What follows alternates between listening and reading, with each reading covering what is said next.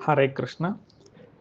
7వ శ్లోకాన్ని పరిశీలించినట్లయితే, ఇంతవరకు పాండవుల వైపు ఉన్న సైన్యంలోని ప్రముఖులను చెప్పి, తర్వాత తన సైన్యంలో ఉన్న వారిని చెప్తూ ఉన్నారు. అస్మాకంతు విశిష్టాయే తాన్నిభోజ ద్విజోత్తమ నాయకా మమ సైన్యస్య సంజ్ఞార్థం తాన్ బ్రవీమితే. ఇక్కడ తమ సైన్యంలో ఉండే వాళ్ళని చెప్తున్నారు. ద్విజోత్తమ, ఇక మన పక్షంలో ముఖ్యమైన వారు ఎవరెవరు ఉన్నారో మీ గుర్తు కోసం ఒకసారి చెప్తాననేసి చెప్తూ ఉన్నారనమాట దుర్యోధనుల వారు.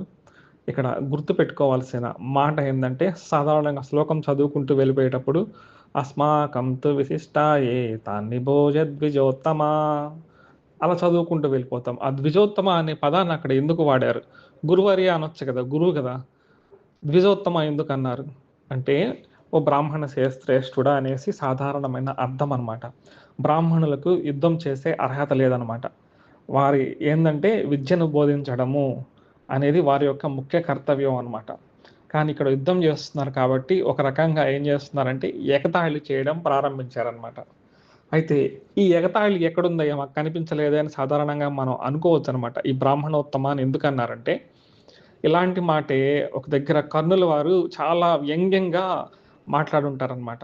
అంటే వీళ్ళు అజ్ఞాతవాసం పాండవులు చేసేటప్పుడు ఆ గోగ్రహణములు విరాట మహారాజు దగ్గర ఉంటే 60,000 గోవులని మనకు మహాభారతంలో చెప్తూ ఉన్నారు. ఈ 60,000 గోవులను వారు అందరూ కూడా చుట్టుముట్టినప్పుడు అర్జునుల వారు అక్కడికి వస్తారనమాట. ఉత్తరుల వారితో అర్జునుల వారు అది విడిపించుకోవడానికి వచ్చినప్పుడు ఇంకా భీష్ముల వారు ద్రోణాచార్యుల వారు అనుకుంటూ ఉన్నారు, ఆ వచ్చేవాడు అర్జునుడేనా? వీళ్ళ అజ్ఞాతవాసం ముగిసిపోకముందే అర్జునుడు బయటకు వచ్చేస్తున్నాడా, లేదా అజ్ఞాతవాసం అయిపోయిందనేసి వాళ్ళలో వాళ్ళు లెక్కలు వేసుకుంటూ అజ్ఞాతవాసం అయిపోయింది అన్నట్టుగా చర్చించుకుంటూ ఉంటారనమాట వారు.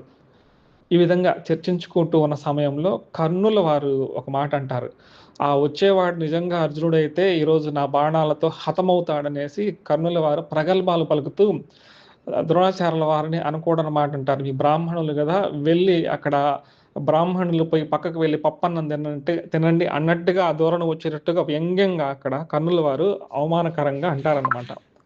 అదే మాటని ఇక్కడ తన మిత్రుడు అన్నారు కాబట్టి వ్యంగ్యంగా గురువుని అనుకోడనమాట ద్విజోత్తమ. సాధారణంగా పరిశీలిస్తే ఇది ద్విజుడు బ్రాహ్మణుడిని గౌరవించారని తెలుస్తోంది, కానీ గురువుని ఈ విధంగా మనం అనకూడదనమాట. అనకూడని మాటతో మంచి మాట అయినప్పటికీ వ్యంగ్యంగా మాట్లాడుతూ ఉన్నాడు ఇక్కడ గమనించాలన్నమాట. ద్విజోత్తమ అని అనకూడదనమాట. ఇంకొకటి ఏంటంటే, ఆయన సాధారణంగా బ్రాహ్మణుడు కాబట్టి దయాహృదయంతో ఉంటుంది కాబట్టి, పాండవులు కూడా శిష్యులు కాబట్టి పొరపాటున ఎక్కడన్నా దయ చూపిస్తారు అనేసి ఉద్దేశంతో కూడా ఒక రకంగా చెప్పడం జరుగుతూ ఉందన్నమాట. ఇదంతా వదిలేస్తే ఈ విధంగా తమ వైపు ఉండే సైనికులని చెప్పడం ప్రారంభిస్తారనమాట. ఇది చూడడానికి ఎలా ఉంటుందంటే, ఎదుటి వాళ్ళని చూసి కొంచెం భయపడినట్టుగా మనకి శ్లోకాల ద్వారా కనిపిస్తూ ఉంది. లెక్క ప్రకారం అయితే భయపడకూడదు, ఎందుకంటే పాండవుల వైపు ఉన్నది 7 అక్షోహిణులు మాత్రమే, తన వైపు ఉన్నది ఇంకా ఎక్కువ 4 అక్షోహిణులు ఎక్కువగా కలుపుకొని 11 ఉంది. ఇంకా ధైర్యంగా ఉండాలి. ఎందుకు భయపడుతున్నాడంటే, తను అధర్మ ప్రవృత్తితో ఉన్నాడు కాబట్టి, అధర్మంగా వారి యొక్క రాజ్యాన్ని తీసుకున్నాడు కాబట్టి, ఎంత బలగం ఉన్నప్పటికీ కూడా అధర్మం చేసిన వాడు ఎప్పటికి కూడా భయంతోనే ఉంటాడు. వాడికి మనశ్శాంతి ఉండదని మనకు తెలుస్తూ ఉంటుందన్నమాట. అదే కాకుండా వ్యాసుల వారి యుద్ధ ప్రారంభంలో సైన్యం ఎటుపక్క ఉంది అని కాకుండా ధర్మం ఎటుపక్క ఉంటుందో వాళ్ళే గెలుస్తారనేసి కూడా చెప్పుంటారనమాట. కాబట్టి ఇవన్నీ ఈ దుర్యోధనుల వారికి మనసులో ఉంటుందన్నమాట. అలాగే ఇప్పుడు తన సైన్యం ఎందుకు చెప్పుకున్నాడంటే, ఇప్పుడు అటుపక్క చూసినప్పుడు కొంచెం భయపడినాడనమాట. కొంతమంది చీకట్లో భయపడినప్పుడు ఏం చేస్తారంటే, తమ భుజాలను తాము తట్టుకుంటారనమాట. ఇది మనకు తెలుసు. సడన్‌గా ఇంట్లో కూడా ఏదన్నా ఉలిక్కి పడితే ఏం చేస్తారంటే, తల్లులుగా ఉండేవాళ్ళు, తండ్రులుగా ఉండేవాళ్ళు పిల్లల్ని ఏం చేస్తారంటే భుజం మీద అలా చరచడమో, కొంచెం సముదాయించడమో చేస్తారు. ఆ విధంగా ఈ పరిస్థితి ఎలా ఉంటుందంటే, దుర్యోధనుల వారు అటు పక్క చూసి భయపడి వణికిపోయి తన భుజాలను తాను తట్టుకుంటున్నారు. ఈ తట్టుకోవడంలో లెక్క ప్రకారం తన 11 అక్షోహిణుల వీరులు ఇంకా ఎక్కువ మంది ఉండాలి కదా! ఎక్కువ మంది లేకుండా కొంతమందిని మాత్రమే చెప్తారు. తడబాటుతో కొంతమంది గుర్తుకొస్తారనమాట. ఆ సమయంలో పలకకూడని మాటలు కూడా తర్వాత శ్లోకాల్లో పలుకుతారనమాట. ఈ విధంగా మనం ఈ శ్లోకం ద్వారా గుర్తుపెట్టుకోవాల్సిన అవసరం ఏందంటే, మరొక్కసారి గురువులను గౌరవించాలి. గురువులను ఎప్పుడైతే మనము అవమానకరంగా మాట్లాడతామో అక్కడే మన పతనం మొదలవుతుందని గుర్తుపెట్టుకోవాలన్నమాట. హరే కృష్ణ. మొదటి అధ్యాయంలోని 8వ శ్లోకాన్ని పరిశీలించినట్లయితే, భవాన్ భీష్మశ్చ కర్ణశ్చ కృపశ్చ సమితింజయ అశ్వత్థామా వికర్ణశ్చ సౌమదత్తిస్తథైవచ. ఇంతవరకు పాండవుల పక్క ఉన్న వీరుల గురించి చెప్పిన తర్వాత అర్జునుల వారు తమ సైన్యం గురించి చెప్తూ ఉన్నారనమాట. ఇందులో మొట్టమొదటగా భవాన్ అనే పదాన్ని ఉపయోగించారు. భవాన్ అంటే ఇంతవరకు కూడా ద్రోణాచార్యుల వారితో మాట్లాడుతూ ఉన్నారు కాబట్టి భవాన్ అనేసి అన్నారనమాట. ఇంతవరకు కూడా కొన్ని మాటల ద్వారా చాలా ఇబ్బంది పడే విధంగా, అంటే మనసు నొచ్చుకునే విధంగా మాట్లాడారు. తవ శిష్యేణ ధీమత, నువ్వు విద్య నేర్పించినందువల్ల నీ శిష్యుడే దుష్టజుమ్ముడే ఈ విధంగా శత్రువుగా తయారయ్యాడు, అతను నీ శిష్యుడే అనేసి ద్విజోత్తమ అనే పదాన్ని ఉపయోగించి వ్యంగ్యంగా మాట్లాడి ఇవన్నీ చేసిన తర్వాత ఆ యొక్క గురువు గారు ఎక్కడ నొచ్చుకో ఉంటారు అనేసి రాజనీతి తంత్రము ద్వారా ఆయన మొట్టమొదటిగా నీవే నాకు ముఖ్యము, మీరే నాకు ముఖ్యం అన్నట్టుగా ఆయన మొట్టమొదటిగా ద్రోణాచార్యుల వారితో మొదలు పెడుతూ ఉన్నారనమాట.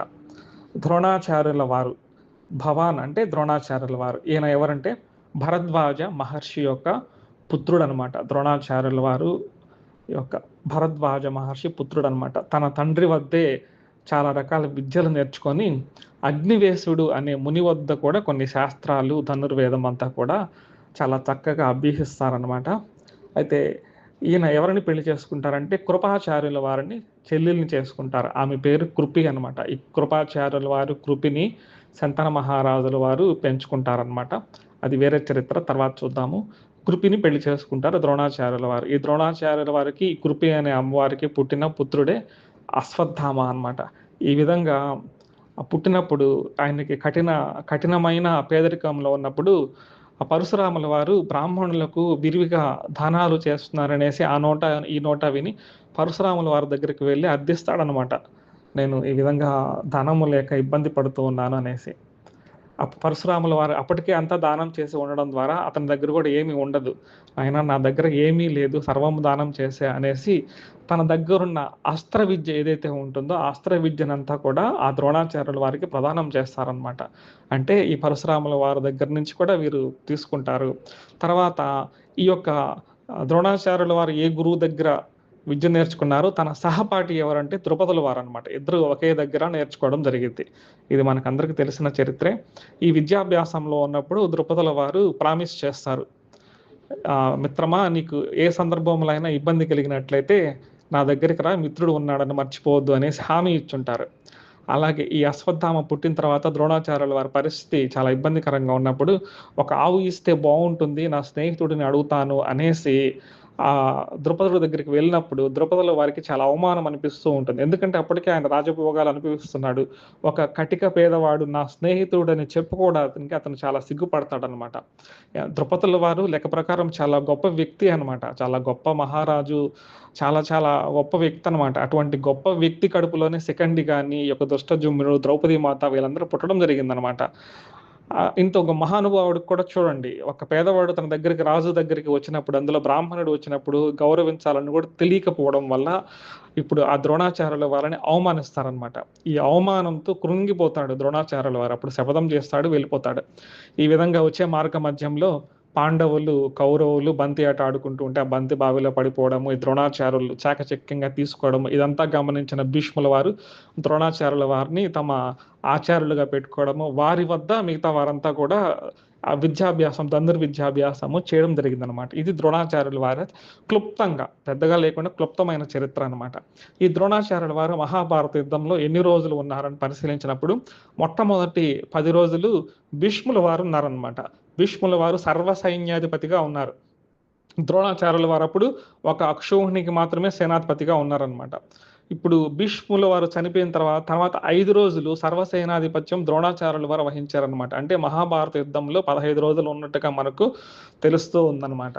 అయితే ఈ వీరి దగ్గరికి ఒకరోజు ధర్మరాజు గారు వస్తారు. వచ్చి, గురువర్య మిమ్మల్ని నిలువరించాలంటే చాలా కష్టము, మిమ్మల్ని వధించాలంటే ఆ మార్గం మీరే చెప్పండి అని చెప్తారు. చూడండి ఎంత వినయంగా ధర్మరాజు అడిగితే ద్రోణాచార్యుల వారు తన ప్రాణ రహస్యాన్ని ఎలా పోతుందో అనే రహస్యాన్ని కూడా శిష్యుడికి చెప్పడం జరిగింది.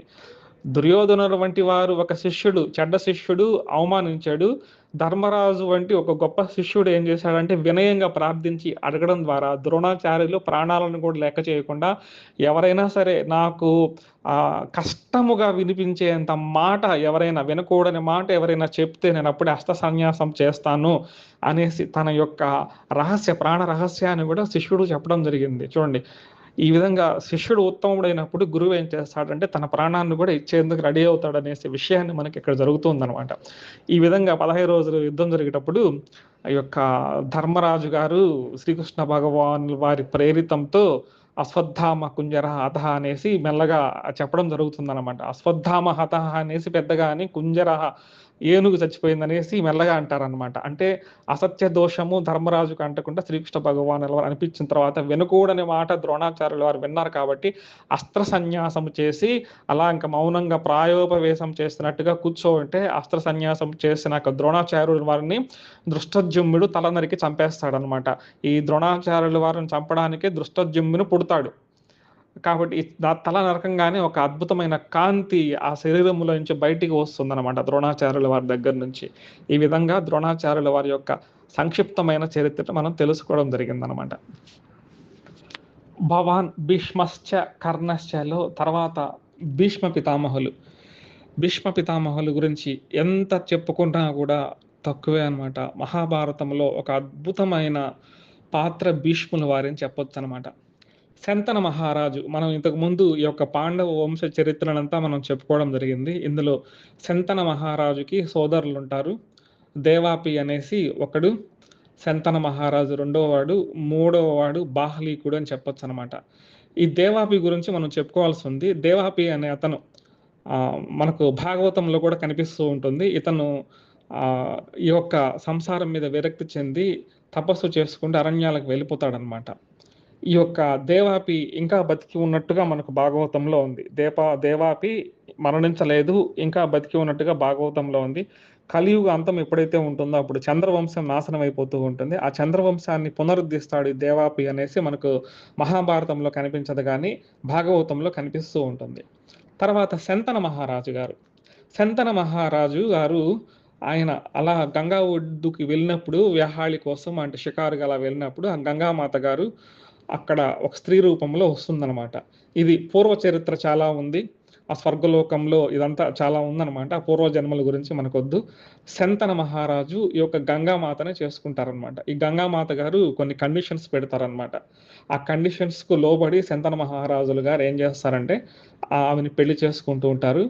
ఈమె గర్భంలో 7 మంది పుడతారనమాట మొట్టమొదటిగా. అంటే ఒక్కరు పుట్టినప్పుడు ఈమె వచ్చి ఆ గంగా నదిలో వదిలేయడము, అంటే చనిపోతారు మొదటి పిల్లవాడు. తర్వాత రెండవ పిల్లవాడుని కూడా అలాగే జరుగుతూ ఉంటుంది. మూడవ పిల్లవాడు, నాలుగో పిల్లవాడు, ఐదవ పిల్లవాడు, 6, 7 మంది చనిపోతారనమాట. తర్వాత 8వ వాడు ఈ విధంగా గంగా నదిలో వదిలేటప్పుడు శంతన మహారాజు కూడా ప్రశ్నిస్తారనమాట. నువ్వు ఈ విధంగా ఇంతమందిని చంపేస్తున్నావే, నాకు వారసుడు లేడే అంటే నన్ను ప్రశ్నించావు కాబట్టి, నువ్వు నియమం దాటావు కాబట్టి నేను వెళ్ళిపోతున్నాను అనేసి ఆ యొక్క బిడ్డను తీసుకుని వెళ్ళిపోతుంది అనమాట. 8వ వాడే భీష్మ పితామహుడు అనమాట. ఈయన అష్టవసువులలో 8వ వాడు అనమాట. అష్టవసువులకి శాపం ఉండడం ద్వారా 7 మంది గంగాదేవి గర్భంలో ఉండడం ద్వారా 7 మంది ఆమెను చంపేయడం జరుగుతుంది. చంపేయడం అంటే వాళ్ళకి మోక్షం లాగా అనమాట, శాప విముక్తి. మనకు కథలో చంపేయడం అని వస్తుంది, లెక్క ప్రకారం శాప విముక్తి కలిగినట్టు అనమాట. 8వ వాడు ఎవరైతే ఉన్నారో ఆయన పేరు మొట్టమొదటిగా పెట్టిన పేరు దేవవ్రతుడు అనేది భీష్మ పితామహుల వారి అసలు పేరు. గంగామాత పుత్రుడు కాబట్టి గాంగేయుడు అని చెప్తారనమాట. ఈ భీష్మ పితామహుల వారు బాగా పెంచి విద్యాబుద్ధులు నేర్పించి శంతన మహారాజుకు అప్పగిస్తుందనమాట. ఈ శంతన మహారాజు పుత్రుడు దొరికిన సంతోషంలో ఒక 4 సంవత్సరాలు చాలా ఆనందంగా భీష్మ పితామహుల వారే అదే లోకంగా గడుపుతారనమాట. ఈయన ఒకానొక రోజు శంతన మహారాజులు గారు ఒక నది ఒడ్డుకు పోయినప్పుడు అక్కడ యోజన గంధి అనేసి సత్యవతి అమ్మవారిని చూస్తారనమాట. ఈ సత్యవతి అమ్మవారి పరాశరుల పుత్రులే వ్యాస భగవానుల వారిని మనకు అందరికీ తెలుసు. ఇక్కడ కొంచెం కథ మారుతూ ఉంటుంది. ఆమెని ఇష్టపడతారనమాట శంతన మహారాజుల వారు. శంతన మహారాజులు సత్యవతి అమ్మవారిని ఇష్టపడినప్పుడు మనసులో ఆమె ఉంటుందన్నమాట. ఆ విధంగా బాధపడుతూ ఇంటికి వస్తాడు. రాజ్యానికి వచ్చినప్పుడు చాలా బాధగా ఉంటారు. రాజ్య కార్యక్రమాలు నిర్వర్తించకుండా అలాగే ఉంటాడు. ఈ విషయాన్ని తెలుసుకున్న ఆ గాంగేయుడు దేవవ్రతుడు తండ్రి గారి దగ్గరికి వెళ్ళి, తండ్రి మీరు ఈ విధంగా ఉన్నారే, బాధపడుతూ ఉన్నారే, కారణం ఏంటి అంటే అక్కడ లెక్క ప్రకారం శంతన మహారాజు మనసులో సత్యవతి అమ్మవారిని పెళ్లి చేసుకోవాలంటుంది. ఇక్కడ ఏం చెప్తారో ఒకసారి పరిశీలించి చూడండి. నాయనా, ఒక కొడుకు కొడుకే గాదు. అందులో నువ్వు మహావీరుడివి. నువ్వు ఎప్పుడన్నా యుద్ధానికి వెళితే నువ్వు మరణించినప్పుడు నా యొక్క వారసులు లేరు కదా! అప్పుడు నా పరిస్థితి ఏంటి? ఈ యొక్క కౌరవ సామ్రాజ్యం యొక్క పరిస్థితి ఏమిటి? అందువల్ల నేను ఒక అమ్మాయిని ఇష్టపడుతున్నాను. ఆమెను పెళ్లి చేసుకోవాలనుకుంటున్నాను అనేసి చెప్తాడనమాట. చూడండి, పెళ్లి చేసుకోవాలనుకున్న శంతన మహారాజు, ఇష్టపడింది శంతన మహారాజు. ఇప్పుడు ఈ పుత్రుడికి ఏ విధంగా చెప్తున్నాడో చూడండి. సరే, ఆ కథ వదిలేస్తే ఈ విషయం తండ్రి యొక్క మాటను నెరవేర్చాలనేసి ఈ భీష్మ పితామహుల వారు ఆ యొక్క సత్యవతి దేవి ఇంటికెళ్తే వాళ్ళ తండ్రి గారు దాశరథ మహారాజు ఏం చెప్తాడంటే, బాబు నువ్వు ఎదిగిన కొడుకు ఉన్నావు. నిన్ను కాకుండా ఇప్పుడు నా కూతుర్నిచ్చి పెళ్లి చేస్తే ఆమెకి రాజ్యాధికారం, ఆమె పుట్టబోయే బిడ్డలకు రాజ్యాధికారం ఎలా వస్తుంది? రాదు కదా! కాబట్టి నేను ఇవ్వలేను. మీ వంశమేమో గొప్పది. కురు వంశము చాలా పేరుంది. కానీ నా బిడ్డకి నేను అన్యాయం చేయలేనని చెప్తాడు. అప్పుడు ఈయన దేవవ్రతుల వారు పెద్ద శపథం చేస్తారనమాట. ఏంటంటే, నాకు రాజ్యాధికారము వద్దు. సత్యవతి అమ్మగారికి ఎవరైతే పుత్రులు పుడతారో ఆ పుత్రులు మాత్రమే ఈ రాజ్యాధికారానికి అర్హత కలిగి ఉంటారు. నేను రాజ్యాన్ని త్యాగం చేస్తున్నాను అనేసి మొట్టమొదటి ప్రతిజ్ఞ భీష్ముల వారు చేస్తారనమాట. అప్పుడు అందుకు సంతోషపడిన దాశరథ మహారాజు ఇంకో కండిషన్ పెడతాడు. బాబు నువ్వేమో మంచివాడివే. కానీ రేపు నువ్వు పెళ్లి చేసుకుంటావు గదా! నీకు పిల్లలు పుడతారు గదా! వారు ఈ యొక్క రాజ్యాధిపత్యం కోసము మళ్ళా గొడవలు పెట్టుకుంటే మళ్ళా అప్పుడైనా ఇబ్బంది గదా! అనేసి అంటారు. అప్పుడు రెండవ ప్రతిజ్ఞ చేస్తారు భీష్ముల వారు. నేను జీవితాంతము గూడా పెళ్లి చేసుకోను. బ్రహ్మచారిగానే ఉండిపోతాను. అటు సూర్యుడు ఇటు మొలిచినా, ఇటు చంద్రుడు అటు వచ్చినా, సృష్టే నాశనం అయిపోయినా, ఎటువంటి పరిస్థితుల్లో కూడా నా ధర్మాన్ని నేను తప్పననేసి భయంకరమైన ప్రతిజ్ఞ చేస్తాడు. ఈ భయంకరమైన ప్రతిజ్ఞనే సంస్కృతంలో భీషణం అంటారు. ఈ భీషణమైన ప్రతిజ్ఞ చేశాడు కాబట్టి అప్పుడు దేవతలంతా కూడా ఆకాశంలో నుంచి ఆయన మీద పుష్పమాన పూరిపించి ఈ రోజు నుంచి ఈయన భీష్ముడు అని పిలుస్తారంటే అప్పుడు ఆయనకి భీష్ముడు అనే పేరు స్థిరపడిందనమాట. ఈ విధంగా సత్యవతి దేవి ఆ శంతన మహారాజు పెళ్లి చేసుకున్న తర్వాత చిత్రాంగదుడు అనేసి, విచిత్ర వీరుడు అనేసి ఇద్దరు పిల్లలు పుడతాడు. చిత్రాంగదుడు ఒక గంధర్వుడు, ఆ గంధర్వ పేరుడు కూడా చిత్రాంగదుడే. ఆయనతో యుద్ధం చేసి చనిపోతాడనమాట. విచిత్ర వీరుడికి వివాహం వయసు వచ్చినప్పుడు ఈ భీష్మ పితామహుల వారు కాశీరాజు దగ్గర పుత్రికలు ముగ్గురు స్వయంవరం జరుగుతూ ఉంటే అంబిక, అంబాలిక అని ముగ్గురుంటారు. ఆ యొక్క వారితో బలవంతంగా అందరితో యుద్ధం చేసి తీసుకొస్తారనమాట. తీసుకొచ్చి ముగ్గురు పుత్రికలను తీసుకొచ్చినప్పుడు అందులో అంబ అనే ఆమె భీష్మ పితామహుల వారి దగ్గరికి వచ్చి ప్రార్థిస్తుంది. ఆ భీష్ముల గారు, నేను ఆ యొక్క ఒక సాల్వరాజును నేను ప్రేమించి ఉన్నాను. దయచేసి మీరు అనుమతి ఇస్తే నేను ఆయన దగ్గరికి పోతానంటే, ఇది గమనించిన భీష్మ పితామహుల వారు అక్కడ బ్రాహ్మణులతో చర్చించి చాలా చక్కగా ఆమెను గౌరవించి ఆ యొక్క రాజు అంబగారు ఎవరైతే ప్రేమించారో ఆ రాజు దగ్గరికి పంపిస్తారనమాట. ఈ వృత్తాంతం అంతా మనం చెప్పుకోవాల్సి ఉంది. సెకండ్ వృత్తాంతం చెప్పుకునేటప్పుడు ఇదంతా మరలా చెప్పుకుంటాం అనమాట. ఈ అంబగారి సెకండ్గా ఎలా మారారనేది వ్యాస భారతంలో చాలా అద్భుతంగా ఉంటుంది. దాన్ని మనము ప్రతి పాయింట్ కూడా చెప్పుకుందాము. తర్వాత అంబాలిక ఉంటారనమాట. అంబాలికనిచ్చి విచిత్ర వీరులు వారికి పెళ్లి చేసినప్పుడు ఆ యొక్క విచిత్ర వీరులు గారు ఆ యొక్క క్షయరోగంతో చనిపోతారు. తర్వాత వ్యాస భగవానుల ప్రసాదం ద్వారా ఆ యొక్క అంబాలికకు ధృతరాష్ట్రుల వారు మరియు ఈ యొక్క పాండురాజులు పుడతారు. దాసికి వరం ఇవ్వడం ద్వారా ఆ దాసికి విదురుల వారు పుడతారు. ఆ దాసే మాండవ్య ముని శాపం వలన ఆ దాసికి ధర్ముడు యమధర్మరాజు పుత్రుడిగా పుడతారని మనం ఇంతకు కూడా చెప్పుకున్నాం అనమాట. ఈ విధంగా భీష్మ పితామహుల వంశ పరంపరంలో ఈ విచిత్ర వీరుని ద్వారా ఆ యొక్క ధృతరాష్ట్రుడు, పాండవుడు, ఈ విధంగా విదుర వాళ్ళు పుడతారనమాట. అయితే ఈ మధ్యలో విచిత్ర వీరుడు చనిపోయిన తర్వాత రాజ్య వారసులు ఎవరు ఉండరనమాట. ఇది గుర్తుపెట్టుకోవాలి. ఆ సమయంలో సత్యవతి అమ్మవారు వచ్చి స్వయంగా ఆమె ప్రాధేయపడతారు. నాయనా భీష్మ, నీకు ఈ నియమాలు పెళ్లి చేసుకోకూడదు, రాజ్యాధికారం ఉండకూడదని నా వల్లనే కదా వచ్చింది. ఇప్పుడు నేనే చెప్తున్నాను నాయన, నువ్వు దయచేసి ఒక చక్కని వివాహం చేసుకొని ఈ రాజ్యాధికారాన్ని చేపట్టు నాయన అని చాలా బ్రతిమిలాడతారు. ఎట్టి పరిస్థితుల్లో కూడా భీష్మ పితామహుల వారు ఒప్పుకోరనమాట. తల్లి, నేను ఒకసారి ఒక నియమాన్ని ఏర్పరచుకున్నాను, ప్రతిజ్ఞ చేసుకున్నాను, నేను ఈ నియమాన్ని దాటననేసి చాలా గొప్పగా ఉంటారనమాట. చూడండి, ఒకసారి ప్రతిజ్ఞ చేస్తే, మాట ఇస్తే ఆ మాటకి ఎంత కట్టుబడి ఉండాలన్నమాట. అయితే రాజ్యాధికారాన్ని మాత్రం కొన్ని రోజులు చేస్తాడు. ఎన్ని రోజులు చేస్తాడంటే, ఈ యొక్క ధృతరాష్ట్రులు, పాండవులు వయసుకు వచ్చేంత వరకు కూడా టెంపరరీగా ఆయన ఆపద్ధర్మ ముఖ్యమంత్రి ఎలా ఉంటారో మనకు టెంపరరీ మినిస్టర్, ఆ విధంగా భీష్మ పితామహుల వారు కూడా టెంపరరీగా ఉన్నారనమాట. ఈ భీష్మ పితామహుల వారు ఆ యొక్క ఆ అంబ ద్వారా పరశురాముల వారిని కూడా ఎదిరిస్తారనమాట. పరశురాముల వారు కూడా ఈ అంబని పెళ్లి చేసుకోమని చెప్తారు. తను చెప్పిన ఆ యొక్క ప్రతిజ్ఞని నిలబెట్టుకోవడానికి గురువుతో కూడా యుద్ధం చేస్తాడు. ఆ వివరాలన్నీ తర్వాత తెలుసుకుందాము. అయితే తన ప్రాణ రహస్యాన్ని కూడా భీష్ముల వారే చెప్తారనమాట. ఏం చెప్తారంటే ఒక ఉద్యోగ పరమంలో ఉంటుందన్నమాట. ఒక్కొక్క అక్షౌహిణికి ఒక్కొక్క ఆధిపత్యాన్ని ఇచ్చిన తర్వాత దుర్యోధనుల వారు సర్వసేనాధిపత్యాన్ని భీష్ముల వారికి ఇస్తారనమాట. భీష్ముల వారు రెండే 2 కండిషన్స్ పెడతారనమాట. కృష్ణుల వారు సుదర్శన చక్రం ఎత్తుకొచ్చినా కూడా నాకు డోంట్ కేర్. గాంధీవాన్ని పట్టుకొచ్చిన అర్జునుడు వచ్చినా కూడా నాకు డోంట్ కేర్. కానీ 2 కండిషన్స్ ఏంటంటే పాండవులను నేను చంపను. ఎదిరిస్తాను కానీ చంపను. రెండవది శిఖండి నాకు ఎదురుగా వస్తే నేను శిఖండిని మాత్రం చంపను అని చెప్తాడు. ఆ సందర్భంలో ఉద్యోగ పరంలో అర్జునుల వారు ఆసక్తిగా అడుగుతారు. మీరు శిఖండిని ఎందుకు చంపలేకపోతున్నారు? శిఖండి నథింగ్ కదా! మీరేమో మహావీరులు. దేవతలు కూడా మీ ముందుకొచ్చి యుద్ధం చేయలేరు. పరశురాముల వారంతట వారే మిమ్మల్ని జయించలేకపోయారు. ఒక సెకండ్‌కి ఎందుకు భయపడుతున్నారంటే ఆ స్టోరీ అంతా మనకు ఉద్యోగ పర్వంలో వస్తుంది. చెప్తామనమాట. కాబట్టి తన ప్రాణ రహస్యాన్ని కూడా 10వ రోజు ఈ ధాటికి తట్టుకోలేకపోతున్నాం అంటే పాండవులకి ఆ రహస్యాన్ని కూడా భీష్ముల వారు మళ్ళా చెప్తారు. సెకండ్‌ని ముందు పెడితే నేను అస్త్ర సన్యాసం చేస్తానని. ఈ విధంగా మహాభారతంలో ఒక గొప్ప వీరుడు ఎవరంటే భీష్ముల వారనమాట. 10వ రోజు ఆ అంపశయ్య మీద పడి బాణాలతో ఈ యొక్క శిఖండి అర్జునుల వారు వేసినప్పుడు, ఆ బాణములు పానుపుగా ఉన్నప్పుడు అందరూ వచ్చి ఆయన అంపశయ్య మీద పడిపోయినప్పుడు తలగడ ఇవ్వాలని చూస్తే భీష్ముల వారు, అర్జునుల వారు, "అర్జున నాకు వీరోచితమైన తలగడనివ్వంటే" ఆయన 2 బాణాలతో తలగడ ఇస్తారనమాట.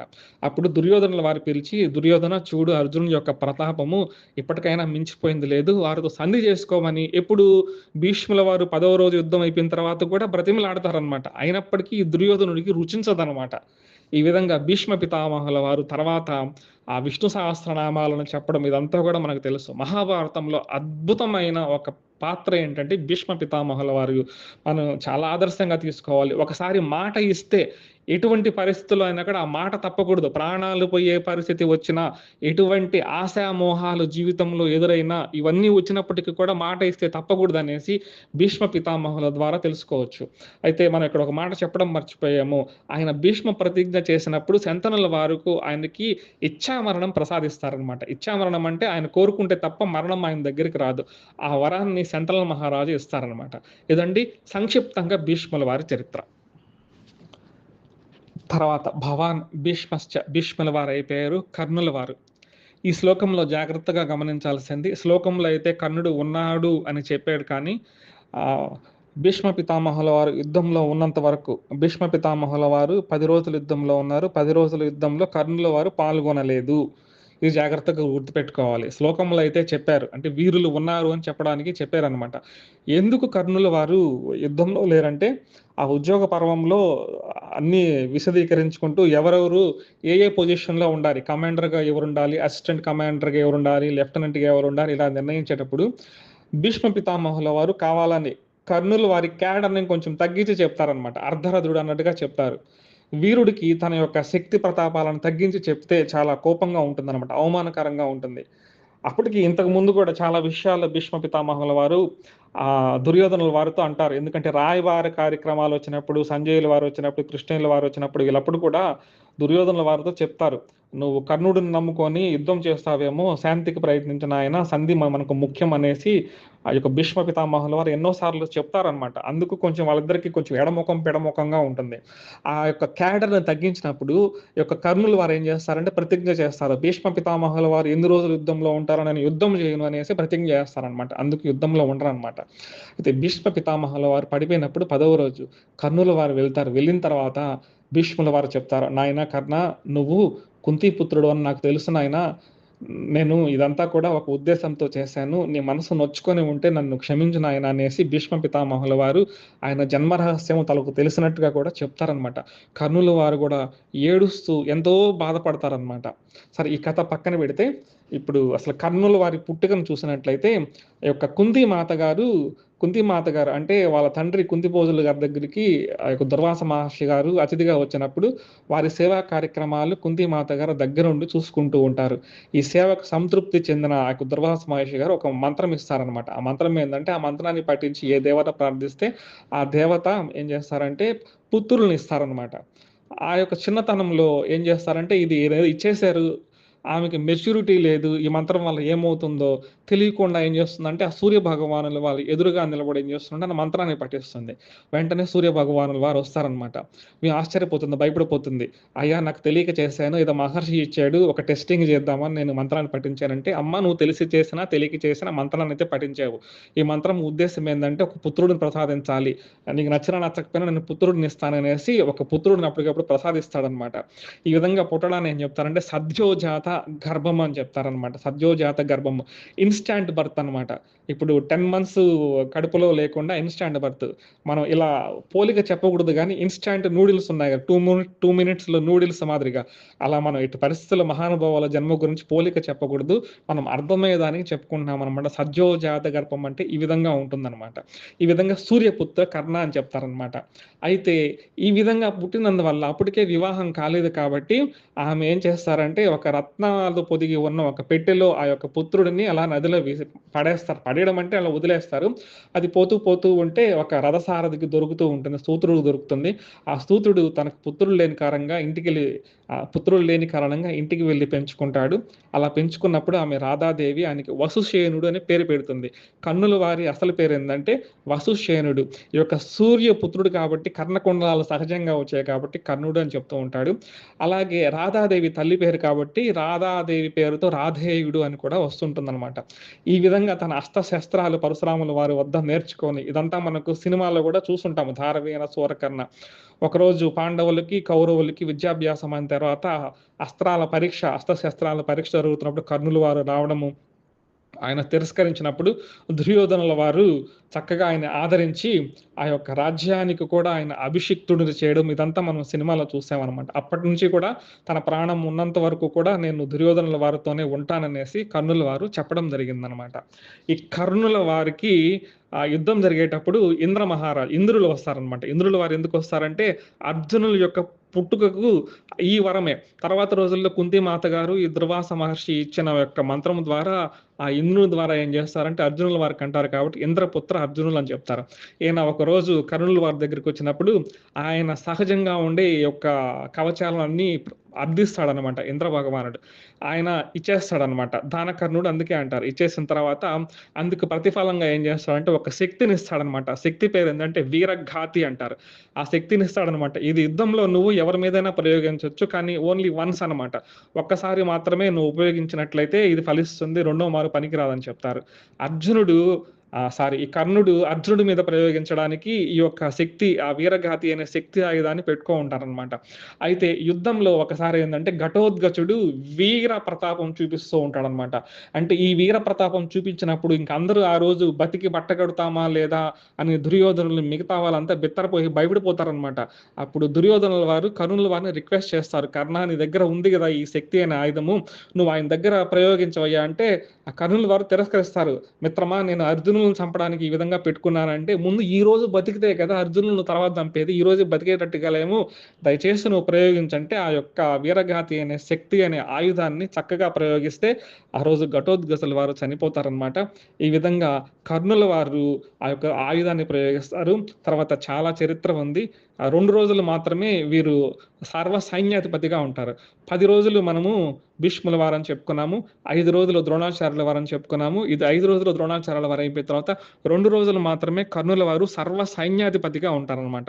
వీరి చరిత్ర ఇంకా చాలా ఉంది. మనకు ఇంతవరకే అవసరం కాబట్టి ఇంతవరకే చెప్పుకున్నాము.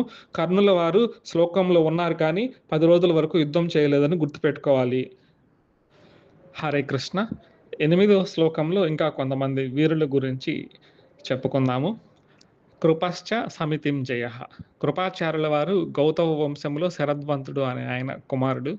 కొన్ని కారణాల వల్ల ఈ కృపాచార్యుల వారు వీరి సోదరి కృపిని అడవిలో వదిలేస్తారనమాట. ఆ వదిలేసి ఉన్న క్రమంలో శంతన మహారాజు వీరిని చేరదీసి తమ దగ్గరే ఆ యొక్క కౌరవ సామ్రాజ్యంలోనే పెంచి పెద్ద చేయడం జరుగుతుందనమాట. ద్రోణాచార్యుల వారు రాకముందు పాండవులకి, కౌరవులకి ఈ యొక్క విద్యనంతా నేర్పించింది కృపాచార్యుల వారనమాట. ఈ కృపాచార్యుల వారు చిరంజీవిగా ఉన్నారు. మహాభారత యుద్ధంలో చనిపోలేదు. కలియుగంలో ఇప్పటికి కూడా బ్రతికే ఉన్నారన్నమాట కృపాచార్యుల వారు. ఇందులో కృపశ్చ సమితింజయః అనుంది. సమితింజయః అంటే ఈయన యుద్ధానికి వెళితే ఎప్పుడు కూడా ఓటమి అనేది ఉండదనమాట. అంత గొప్ప వీరుడు అనేసి ఇక్కడ చెప్తూ ఉన్నారు. కానీ పరిశీలించి చూస్తే 2 సందర్భాల్లో ఓడిపోయినట్టుగా మనకు కనిపిస్తూ ఉంటుంది. విరాట పర్వంలో పాండవుల అజ్ఞాతవాసము పూర్తి అయినప్పుడు, ఇంకా చివరి దశలో ఉన్నప్పుడు అక్కడ ఉత్తర గోగ్రహణం అంటారు. అంటే ఆ యొక్క రాజ్యానికి ఉత్తరం వైపున గోవుల మందలుంటాయి. మనకు 60,000 గోవులన్నట్టుగా అక్కడ కనిపిస్తూ ఉంటుంది మహాభారతంలో. దీన్ని ఆ యొక్క కౌరవ వీరులు అందరూ కూడా వచ్చి పట్టుకుపోతారనమాట. వీళ్ళ యొక్క అజ్ఞాతవాసాన్ని భంగం చేయడానికి. అలా పట్టుకుపోయిన సందర్భంలో అర్జునుల వారు ఒక్కరే వచ్చి ఈ యొక్క మహావీరులందరినీ కూడా ఓడించడం జరుగుతుందనమాట. ఆ సందర్భంలో కృపాచార్యులు వారు కూడా ఓడిపోతారు అర్జునుల వారి చేతులలో. ఇక్కడ ఒక సందర్భం కనిపిస్తూ ఉంటుంది. ఇంకొక సందర్భం ఏందంటే అర్జునుల వారు శపథం చేస్తారనమాట. ఎందుకంటే ఈ సైంధవుడు పాండవులను నిలువరించడం ద్వారా అభిమన్యుడు చనిపోతాడు కదా! ఈ సైంధవుడిని నేను చంపుతాను సూర్యాస్తమయం లోపల, లేకపోతే నా శిరశ్ఛేదనం చేసుకుంటాననేసి అర్జునుల వారు శపథం చేసిన క్రమంలో ఈ కౌరవ సైన్యం అంతా కూడా సైంధవుడిని రక్షించే క్రమంలో ఉంటారనమాట. ఆ సందర్భంలో యుద్ధం జరుగుతుందనమాట. ఆ యుద్ధంలో కృపాచార్యుల వారు కూడా ఈ సైంధవులకు అడ్డంగా ఉంటారు. చాలామంది ఉంటారు వీరులంతా కూడా. వారిలో ఒకరు ఈ కృపాచార్యుల వారనమాట. అప్పుడు కూడా ఈ కృపాచార్యుల వారిని ఓడిస్తారనమాట. ఓడించి సైంధవుడిని చంపేస్తారనమాట.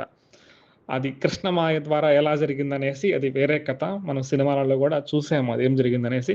మొత్తానికి 2 సందర్భాలలో అర్జునుల వారి చేతిలో ఈ కృపాచార్యుల వారు చనిపోవడం జరిగిందనమాట. విచిత్రం ఏంటంటే ఈ కృపాచార్యుల వారే తర్వాత ఈ కౌరవ పాండవులు అంతా అయిపోయిన తర్వాత వీరి పుత్రులు ఉంటారు. అభిమన్యుడి పుత్రుడు ఉంటాడు కదా పరీక్షిత్తు. ఈ పరీక్షిత్తుకు కూడా మరలా ఈ కృపాచార్యుల వారి ధనుర్విద్య నేర్పిస్తారనమాట. కొంచెం విచిత్రంగా ఉంటుందన్నమాట. కాబట్టి కృపశ్చ సమితించయ అంటే ఈయన కృపాచార్యుడు చిరంజీవి అనమాట. ఈయన చిరంజీవిగా ఉన్నాడు అనేది ప్రూఫ్ ఏదైనా ఉందంటే తర్వాత అశ్వత్థామ గురించి చెప్పుకుందాము. వారి గురించి చెప్పేటప్పుడు ఆ ప్రూఫ్ ఏంటో చూద్దాము. తర్వాత కౌరవ పక్షంలోని వీరుడు అశ్వత్థామ అన్నమాట. ద్రోణాచార్యుల వారి యొక్క పుత్రుడు, గొప్ప వీరుడు అనమాట అశ్వత్థామ. అశ్వత్థామ ధర్మం వైపే ఉంటారు. కానీ వారి తండ్రి కౌరవుల పక్షంలో ఉన్నారు కాబట్టి, వారి కొలువులో ఉన్నారు కాబట్టి ఆ పక్కనే ఉండడం జరుగుతూ ఉంటుందన్నమాట. ఈ అశ్వత్థామ గారు యుద్ధమంతా అయిపోయిన తర్వాత చాలా ఘోరమైన కృత్యాలు చేస్తారు. గురుపుత్రుడు అయినప్పటికీ కూడా తన తండ్రిని చంపారు అని లోపల ఆ యొక్క బాధ లేకపోతే ఆక్రోశం ఉండిందేమో. పడుకుని ఉన్న వాళ్ళని చంపకూడదు, ఉప పాండవులను చంపేస్తారు. ఆ విధంగానే శిఖండిని, ఆ విధంగా ధృష్టద్యుమ్నుని వీళ్ళందరిని చంపేస్తారనమాట. చాలా ఘోరంగా చేస్తాడనమాట. ఒక గురుపుత్రుడుగా ఉండి చేయకూడని అకృత్యాలు చేస్తాడనమాట. ఇంకా పాండవ వంశము ఉండకూడదనేసి అపాండవం అంటారు. ఉత్తరాదేవి గర్భంతో ఉందని చెప్పుకున్నాం కదా! అభిమన్యుల వారి ధర్మపత్రి విరాట మహారాజు పుత్రిక ఉత్తరాదేవి గర్భంతో ఉంది అని చెప్పుకున్నాం కదా! ఆ గర్భాన్ని నిర్వీర్యం చేయడానికి అశ్వత్థామ బ్రహ్మాస్త్రాన్ని ఉపయోగిస్తాడనమాట. ఈ శ్రీకృష్ణ భగవానుల వారు రక్షిస్తారనమాట ఉత్తరాదేవి గర్భాన్ననమాట.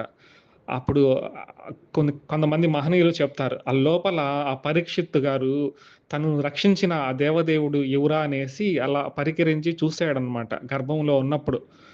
అలా పరీక్షించి చూసాడు కాబట్టి ఆయన్ని పరీక్షిత్తు పేరు పెట్టారనేసి చెప్తూ ఉంటారు పెద్దలు.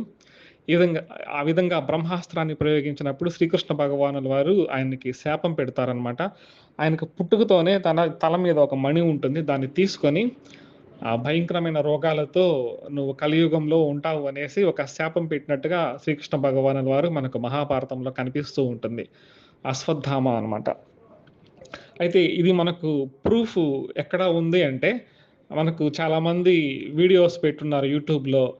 అది కరెక్ట్‌గా లేదు. యూట్యూబ్‌లో కొంతమంది అశ్వత్థామ అలా వస్తుంటాడు, ఇలా వస్తుంటాడు, ఆయన నీడ పడుతూ ఉందని కరెక్ట్‌గా చెప్పిన వాళ్ళు ఎవ్వరు లేరు. మనకు పైలట్ బాబా అని యూట్యూబ్‌లో సెర్చ్ చేసి చూడండి. పైలట్ బాబా. పైలట్ బాబా గారనేసి ఇప్పటికీ సజీవంగా ఉన్నారు. వీరు నర్మదా పరిక్రమం చేసేటప్పుడు అనుకోకుండా ఒక అటవిక జాతి దగ్గరికి వెళ్ళాల్సొస్తుందనమాట. నర్మదా పరిక్రమంలో. అక్కడ అనుకోకుండా అక్కడ ఉండే ఒక శివాలయానికి ఒక చాలా ఎత్తు ఉండే మహనీయుడొస్తారనమాట. తనకి ఆ తలకి దెబ్బ గూడా ఉంటుందనమాట. ఇప్పుడు వీరికి ఆయన అశ్వత్థామ అని తెలీదు. ఆయన్ని ప్రశ్నిస్తారనమాట. ఎవరు మీరు అంటే ఆయన తన చరిత్ర అంతా కూడా చెప్పడం జరుగుతుందనమాట. మహాభారత యుద్ధంలో ఏం జరిగింది?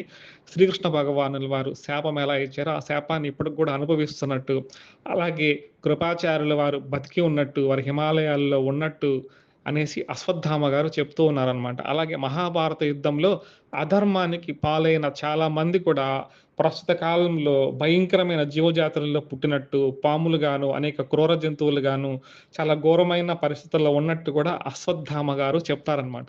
అంటే పైలట్ బాబా గారు మహనీయులు, మహర్షి. ఎవరైనా చూడండి యూట్యూబ్‌లో. వారు చెప్పారు కాబట్టి అసత్య దోషం అని ఉండదు. మనకు ప్రస్తుత కాలంలో గురువులు వజ్జిపత్తి పద్మాకర్ గారు గూడా చెప్పారు. నేను అశ్వత్థామని చూశాననేసి వారు కూడా సాక్ష్యం ఇచ్చున్నారనమాట. కాబట్టి అశ్వత్థామ గారు ఇంకా బతికే ఉన్నారనమాట. అయితే కొంతమంది ఏం చెప్తారంటే కలియుగంలో వచ్చిన 5 సంవత్సరంలో 5,000 సంవత్సరం వరకు బతికుంటావు. తర్వాత నీ శాపం పోతుంది అనేసి కృష్ణ భగవానుల వారు చెప్పినట్టుగా కొంతమంది చెప్తారు. ఆయన జన్మ అయిపోయిందనేసి. కానీ పైలట్ బాబా గారు ప్రత్యక్ష సాక్షి. వారి సాక్ష్యం ప్రకారము కలియుగం 5,000 అయిపోయింది. 5,000 సంవత్సరాలు అయిపోయినప్పటికి కూడా అశ్వత్థామ గారు ఇంకా ఉన్నారనమాట. తర్వాత కౌరవుల పక్క వీరుల గురించి చెప్పినప్పుడు వికర్ణుడు అనమాట. దుర్యోధనుల తమ్ములలో ఒకడు ఈ వికర్ణుడు. చాలా గొప్ప వ్యక్తి. అంటే ధర్మం ఇటుపక్క ఉంటుంది, అటుపక్క ఉండాలనుకునే వ్యక్తి. ధర్మపక్షపాతి అంటారనమాట. ఈయన ధర్మత్వం ఎక్కడ తెలుస్తుందంటే ద్రౌపది అమ్మవారిని ఆ యొక్క సభలో ఈడ్చుకొచ్చినప్పుడు దుశ్శాసనుడు అప్పుడు ఈయన ఎదిరించి మాట్లాడతాడనమాట. ఇది చాలా తప్పు చేస్తున్నారండి అనేసి వికర్ణుడు ఎదిరించి మాట్లాడతాడనమాట. అలాంటి గొప్ప వ్యక్తి అనమాట. వీరుడు కూడా. అయితే యుద్ధంలో భీముల వారికి, వికర్ణుల వారికి యుద్ధం జరిగిన సందర్భంలో భీముల వారు చాలా బాధపడతాడు. ఏందంటే వికర్ణుడు అంత గొప్పవాడిని వధించాల్సి వస్తుందనేసి చాలా బాధపడతాడు. కానీ యుద్ధ నియమం క్షత్రియ ధర్మం కదా! యుద్ధంలో చంపాల్సి వచ్చినందుకు చాలా బాధపడతాడనమాట. భీముల వారి చేతిలో వికర్ణుల వారు చనిపోతారనమాట. గొప్ప వీరుడు వికర్ణుడు. దుర్యోధనుడి సోదరుడు. కౌరవ పక్క వీరులలో 7వ వాడిగా చెప్పబడిన వ్యక్తి సౌమదత్తి అనమాట. సౌమదత్తి ఎవరంటే మనము ఇంతకుముందు ఒక మాట చెప్పుకునే ఉన్నాము. శంతనుని సోదరులు ఉన్నారనేసి. శంతన మహారాజు అంటే భీష్ముడి తండ్రి ఎవరైతే ఉన్నాడో శంతన మహారాజు, ఆయన మొదటి అన్నగారి పేరు దేవాపి. దేవాపి అరణ్యాలకు వెళ్ళి తపస్సుకు వెళ్ళిపోతారని చెప్పుకున్నాము. తర్వాత సోదరుడు బాహ్లీకుడు అనమాట. అంటే కౌరవ పాండవ యుద్ధంలో, ఈ మహాభారత యుద్ధంలో అత్యంత వయస్సు కలిగిన వారు మనం భీష్ముల వారు అనుకుంటాము. భీష్ముల వారు కాదు, బాహ్లీకుడు. బాహ్లీకుడు అనే అతను ఎక్కువ వయసున్నవాడనమాట. ఎవరంటే యొక్క భీష్ముల వారికి పినతండ్రి అవుతారనమాట. ఈ యొక్క బాహ్లీకుని యొక్క పుత్రుడు ఎవరంటే సోమదత్తుడు. ఈ సోమదత్తుని పుత్రుడే భూరిశ్రవుడు అనమాట.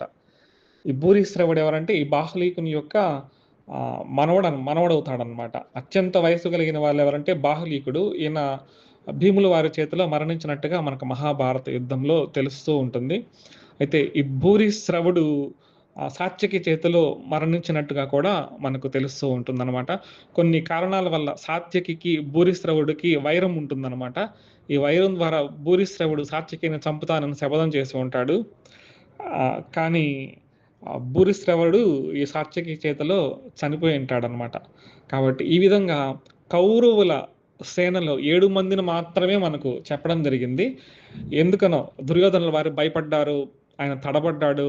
లెక్క ప్రకారం వేసుకుంటే కౌరవుల పక్కన 11 అక్షౌహిణులు, ఎంతో మంది వీరుల గురించి చెప్పాల్సింది. పాండవుల పక్కన మాత్రము ఒకసారి లెక్క వేసుకుంటే దాదాపు 19 మందిని చెప్పినట్టుగా మనకు అనిపిస్తూ ఉంటుందన్నమాట. ఈ శ్లోకాలు ఒకసారి పరిశీలిస్తే అత్రశూర మహేశ్వాస భీమార్జున సమాయుధి యుయుధానో విరాటశ్చ ద్రుపదశ్చ మహారథః దృష్టకేతుశ్చేకితానః కాశీరాజశ్చ వీర్యవాన్ పురుజిత్ కుంతిభోజశ్చ శైబ్యశ్చ నరపుంగవః యుధామన్యుశ్చ విక్రాంతః ఉత్తమౌజాశ్చ వీర్యవాన్ సౌభద్రో ద్రౌపదేయాశ్చ సర్వ ఏవ మహారథాః అనేసి మనము చెప్పుకొని ఉన్నాము. మొదటి అధ్యాయంలో 4, 5, 6 శ్లోకాల్లో 3 శ్లోకాల్లో పాండవుల యొక్క వీరుల గురించి చెప్పబడింది. మొత్తం 19 ఎవరో చూస్తే భీమ, అర్జున. భీములు ఒకరు, అర్జునులు రెండో వారు, యుయుధానులు మూడో వారు, విరాటులు నాలుగో వారు, ద్రుపదుడు ఐదవ వాడు, దృష్టకేతుడు ఆరో వాడు, చేకితానుడు ఏడవ వాడు, కాశీరాజు మనకు 8గా కనిపిస్తారు. తర్వాత పురుజిత్తు, కుంతిభోజుడు, శైబ్యుడు, యుధామన్యుడు, తర్వాత సౌభద్రుడు అంటే అభిమన్యుడు, ద్రౌపదేయాశ్చ అంటే ద్రౌపది పుత్రులు 5 మంది. మనకు ఈ 4, 5, 6 శ్లోకాలలో మనకు మొత్తం 19 మంది పాండవుల వైపు వీరుల గురించి దుర్యోధనుడు చెప్పి, తన వైపున కేవలము ఒకే ఒక శ్లోకంలో చెప్పడం జరిగిందనమాట. భవాన్, భీష్మశ్చ, కర్ణశ్చ, కృపశ్చ, సమితింజయః, అశ్వత్థామ, వికర్ణశ్చ, సౌమదత్తిస్తథైవచ అని సరిపెట్టుకున్నారు. భవాన్ అంటే ద్రోణాచార్యుల వారు, భీష్ముడు, కర్ణుడు, కృపుడు, తర్వాత అశ్వత్థామ, వికర్ణుడు. ఎందుకనో భయపడి చెప్పలేదో మనకు తెలియదు, ఆయన ఉద్దేశం ఏమై ఉంటుందో. అయితే ఇక్కడ ఒక చక్కని పోలిక మనం చూద్దామండి. ఈ జాగ్రత్తగా మనం గుర్తుపెట్టుకోవాలి. ఇక్కడ కౌరవ పక్షంలో ఉండే వాళ్ళ గురించి ఒక శ్లోకంలోనే వచ్చింది. పాండవుల పక్షంలో 3 శ్లోకాలు వచ్చాయి. కౌరవులు ఎవరంటే అసురీ సంపద కలిగిన వాళ్ళు. పాండవులు ఎవరు? దైవీ సంపద కలిగిన వాళ్ళు. ఇంతకుముందు భగవద్గీత మనలో చాలా మంది చదువుకో ఉన్నారు కాబట్టి 16వ అధ్యాయంలో మొట్టమొదటి 3 శ్లోకాలు ఏం చెప్తాయంటే, దైవాసుర సంపద్ విభాగ యోగంలో మొట్టమొదటి 3 శ్లోకాలు దైవీ సంపద గురించి 3 శ్లోకాల్లో వస్తుంది. ఆసురీ సంపద గురించి 4వ శ్లోకంలో ఒకే ఒక శ్లోకంలో చెప్తారనమాట. అంటే తర్వాత రాబోయే శ్లోకాలు విస్తారంగా చెప్పినప్పటికీ కూడా మనకు ఈ యొక్క దైవాసుర సంపద్ విభాగ యోగంలో మనకు చక్కగా చెప్తారనమాట. అక్కడ 3 శ్లోకాల్లో మంచి గుణాలు చెప్తే, ఒక శ్లోకంలో చెడ్డ గుణాలు చెప్తే, 1వ అధ్యాయంలో 3 శ్లోకాలలో ఈ యొక్క మంచి వాళ్ళ గురించి, పాండవుల గురించి చెప్తే, ఒక శ్లోకంలో ఇక్కడ చెప్పడం జరిగిందనమాట. 16వ అధ్యాయం మనం ఒకసారి గమనిస్తే, అభయం సత్వ సంశుద్ధి జ్ఞాన యోగ వ్యవస్థిత దానం దమశ్చయజ్ఞశ్చ స్వాధ్యాయస్థవార్జమం అహింసా సత్యమక్రోధ త్యాగ శాంతిరపైసునం దయాభూతలోలుత్వం మార్దవం హేరచాబలం తేజ క్షమాధృతి శౌచమద్రోహో నాతిమానిత పవంతి సంపదం దైవీమభిజాతస్య భారత అనేసి 3 శ్లోకాలు, 1, 2, 3 శ్లోకాలలో దైవీ సంపద గురించి చెప్పడం జరిగిందనమాట. అసలు సంపద గురించి ఒకే ఒక శ్లోకము, దంభోదర్పోభిమానశ్చ క్రోధ పౌరుషమేవచ అజ్ఞానం చాభిదాస్య పార్థ సంపదమాసురీం అని చెప్పడం జరిగిందనమాట. ఎంతో పోలిక ఉంచండి. తర్వాత ఫలితంగా తర్వాత శ్లోకంలో ఏం చెప్తారంటే, దైవీ సంపద ఉన్న వాళ్ళు మోక్షానికి, ఆసురీ సంపద ఉన్న వాళ్ళు అధోగతికి అనేసి చెప్పడం జరుగుతుందన్నమాట. దీన్ని లెక్క వేసుకుంటే దైవీ సంపదగా ఈ యొక్క 3 శ్లోకాల్లో చెప్పబడిన వాళ్ళు పాండవులు విజయాన్ని చేకూరుస్తారనేసి, ఆసురీ సంపద కలిగిన ఒక శ్లోకంలో చెప్పబడిన కౌరవులు దుర్దశ పాలవుతారనేసి కూడా మనం చక్కగా ఇలా పోలిక కూడా మనం పెట్టుకోవచ్చు అనమాట. చాలా చక్కగా ఉంటుంది. ఈ విధంగా కౌరవుల పక్క, పాండవుల పక్క, ఈ యొక్క వాళ్ళ పక్క వీరులు, వీర పక్క వీరుల గురించి కూడా చెప్పడం జరిగింది. ఒకసారి ఇవన్నీ కూడా పరిశీలించుకోండి. హరే కృష్ణ. 1వ అధ్యాయంలోని 9వ శ్లోకాన్ని పరిశీలించినట్లయితే, అన్యే చ బహవః సురాః మదర్థే త్యక్త జీవితాః నానాశస్త్ర ప్రహరణాః సర్వే యుద్ధ విశారదాః. ఇక్కడ నానాశస్త్ర ప్రహరణాః, యుద్ధంలో శస్త్రాలు, అస్త్రాలు అని 2 రకాలు ఉంటాయండి. శస్త్రము అంటే మనకందరికీ తెలిసిందే, శస్త్రచికిత్స అంటారు. ఎవరికైనా ఆపరేషన్ చేసేటప్పుడు శస్త్రచికిత్స జరిగింది అంటారు. అంటే కత్తులు లేదా ఇంకా దానికి రిలేటెడ్గా ఏదైతే వస్తువులు ఉంటాయో వాటితో ఆపరేషన్ చేస్తారు కాబట్టి వీటిని శస్త్రచికిత్స అంటారు. అలాగే యుద్ధంలో కత్తులు కానీ, గండ్రగొడ్డలు కానీ ఈ విధంగా ఫిజికల్గా ఉన్న వాటిని ఏం చెప్తారంటే శస్త్రములు అని చెప్తారు. అస్త్రములు అంటే ఏంటంటే మంత్రపూరితముగా ఉండే వాటిని అస్త్రములు అంటారు. ఉదాహరణగా నారాయణాస్త్రము, బ్రహ్మాస్త్రము, ఇటువంటి వాటిని వారుణాస్త్రము, ఆగ్నేయాస్త్రము, నాగాస్త్రము ఇటువంటివి ఉంటాయి కదా. అంటే ఒక మంత్రాన్ని జపించి మనం ఆ యొక్క అస్త్రాన్ని ప్రయోగిస్తే ఆ యొక్క లక్ష్యాన్ని చేరుకుంటూ ఉంటుందన్నమాట. శ్రీరాముల వారు ఒక గడ్డిపూచతో బ్రహ్మాస్త్రాన్ని ప్రయోగించినట్టు కూడా మనం చెప్తూ ఉంటాం అనమాట. అంటే ఒక గడ్డిపూచ బ్రహ్మాస్త్రం ఎలా మారిందంటే అది మంత్రముతో అనమాట. అంటే మంత్రసిద్ధి జరిగినప్పుడు మనకి ఈ విధంగా జరుగుతూ ఉంటుందన్నమాట. ఈ విధంగా శస్త్రము, అస్త్రము అని 2 తేడాలు ఉంటాయి. అయితే ఇక్కడ దుర్యోధనుల వారు ఏమంటున్నారంటే, మదర్దే త్యక్త జీవితాః అంటే చాలామంది సూర్యులు ఉన్నారు, యుద్ధ విశారదులు ఉన్నారు, అనేక శాస్త్రాలు, అస్త్ర శస్త్రాలు అన్నీ బాగా తెలుసు అన్నారు. కానీ ఇక్కడ ఒక చెడ్డ పదాన్ని వాడడం జరిగిందనమాట. మదర్దే త్యక్త జీవితాః. ఇప్పటికే అటుపక్క పాండవ సేనను చూసి మనసు వ్యాకులత చెంది ఉంది, అస్తవ్యస్తంగా ఉందన్నమాట ఈ యొక్క దుర్యోధనుల వారి మనస్సు. ఈ సందర్భంలో అనకూడని మాట అనేసారు. ఏమన్నారంటే, యుద్ధం ప్రారంభమైనప్పుడు శుభమే పలకాలి, మంచి మాటలే మాట్లాడాలి, పాజిటివ్ థింకింగ్ అంటారు. పాజిటివ్ థింకింగ్ ఉంటే అది విజయమే చేకూరుస్తుంది అనమాట, విన్ అవుతాం అనమాట. ఇక్కడ ఏమన్నారు, నా కోసము ప్రాణాలు అర్పించడానికి వీరందరూ ఉన్నారు, ఇలా మాట్లాడకూడదనమాట. నెగెటివ్. అందుకే పెద్దలంటారు ఏదైనా శుభకార్యానికి పోయేటప్పుడు శుభం పలకరా అంటారు. కొంతమంది నెగెటివ్ మాటలే మాట్లాడుతుంటారు. ఈ పెళ్లి జరిగినట్టేలే, ఈ ఎగ్జామ్ పాస్ అయినట్టేలే, ఈ ఉద్యోగం వచ్చినట్టేలే అంటే ప్రయత్నం చేయకుండా ఇలాంటి నెగెటివ్ మాటలు మాట్లాడకూడదనమాట. నెగెటివ్ థాట్స్ మనసు లోపల రానీయకూడదు. పాజిటివ్ థింకింగే ఉండాలనమాట. ఇలాంటి మాటలు చెప్పడానికి ఇప్పుడు సిటీస్‌లో మనకు తిరుపతిలో గాని, చెన్నైలో గాని, బెంగుళూరులో, హైదరాబాద్‌లో కొంతమంది ఇలాగే ఉన్నారనమాట. కౌన్సెలింగ్ ఇచ్చేదానికి ఒక 5,000 ఒక 10,000 ఒక గంట సెషన్ చెప్తారనమాట మన కోసము. లేదా గ్రూప్ ఆఫ్ పీపుల్‌ని తీసుకొని సెషన్స్ చెప్తుంటారు. కౌన్సెలింగ్ చెప్తూ ఉంటారు. మోటివేటర్స్ అంటారు వీటిల్ని. వీళ్ళందరూ డబ్బులు తీసుకొని మనకు చెప్తుంటారు. మనకు భగవద్గీత ఇలాంటివన్నీ ఉచితంగా మనకు లభిస్తూ ఉంటాయన్నమాట. అందుకే భగవద్గీత ఒక్కదాన్ని మనం చక్కగా నేర్చుకున్నట్టయితే ఇంతకు మించిన మోటివేషన్ ఎక్కడా దొరకదనమాట. ప్రపంచంలో ఇంకెక్కడా దొరకదు. అద్భుతమైన మాటలుంటాయన్నమాట. కాబట్టి ఏదైనా శుభకార్యానికి వెళ్ళేటప్పుడు మనం అశుభమైన మాటలు మాట్లాడకూడదనమాట. అపశృతి మాటలు, అపశబ్దం మాటలు, అపశకునం కలిగించే ఇలాంటి మాటలు మనం ఎప్పుడూ మాట్లాడకూడదు. కానీ దుర్యోధనుడు ఆసురీ సంపదతో ఉన్నాడు కదా! అతని వెంట ఏమొస్తుందంటే ఇలాంటి మాటలే వస్తాయన్నమాట. అలాగే మనకు రామాయణంలో చూసినట్లయితే కుంభకర్ణుల వారు ఇంద్ర పదవి అన్నట్టుగా మాట్లాడాలని పోయి తంద్ర అనేసి అంటాడనమాట. ఇంద్రాకి, తంద్రాకి అమ్మవారి యొక్క మాయ వలన తంద్ర అంటారు. తర్వాత ఏమవుతుందంటే తంద్ర అంటే నిద్రపోతూనే ఉంటారనమాట. ఆ విధంగా పలికిస్తారనమాట అతని కర్మానుసారం. అలాగే దుర్యోధనుని నోటి వెంట చూడండి ఎంత అపశబ్దం వచ్చిందో. దీన్ని బట్టి మనం ఏం తెలుసుకోవాలంటే ఎప్పుడు కూడా అపశబ్దాలు పలకకూడదనమాట. పాజిటివ్ థింకింగే ఉండాలి. నెగెటివ్ థింకింగ్ ఉండకూడదనమాట. అలాగే మదర్దే త్యక్త జీవిత అంటే లోకంలో 2 రకాల వ్యక్తులుంటారనేసి మనం కొంచెం అర్థం చేసుకోవచ్చనమాట. మదర్థ దీవులు అని ఒక రకం అంటే మదర్థ జీవులు అని ఒక రకము, తదర్థ జీవులు అనేసి రెండో రకం అనమాట. అంటే నా పొట్ట నింపుకుంటే చాలు, నేను బాగుంటే చాలు, పక్కింటోడు ఎలా పోయినా పర్వాలేదు, పక్క ఊరోడు ఎలా పోయినా పర్వాలేదు అనేసి ఒక సినిమా టైటిల్ గూడా ఉందనమాట. మా ఇంటికొస్తే ఏం తెస్తావు? మీ ఇంటికొస్తే ఏమిస్తావు? కొంచెం అటు ఇటు భావమైతే ఇదే అనమాట. అంటే నన్ను సేవించేదానికే, నా బాగు కోసమే ఈ జనాలంతా ఉన్నారు. నేను వాళ్ళని దోచుకోవాలి. నా కడుపు నిండితే చాలు. వాళ్ళని దోచుకోవడమే నా జన్మ హక్కు. నేను తింటే చాలు. ఈ విధంగా అహంకారంతో ఉంటారనమాట. వీళ్ళందరిని ఏం చెప్తారంటే మదర్థ జీవులు అని చెప్తారు. వీళ్ళు ఆసురీ సంపద ఉన్నవారనమాట. అలా కాకుండా తద్దర్థ జీవులంటారు. తత్ అంటే ఇతరుల కోసం అనమాట. వీళ్ళు ఎలా ఆలోచన జేస్తారంటే, నేను పుట్టాను కదా! ఈ పుట్టినందుకు నా వల్ల ఇతరులకేమైనా మేలు జరుగుతుందా? నా వల్ల ఇతరులకి కొంచెం కూడా నష్టం జరగకూడదు. నేను నా పుట్టుకకి వేరే వాళ్ళకి లాభమే చేకూర్చాలి.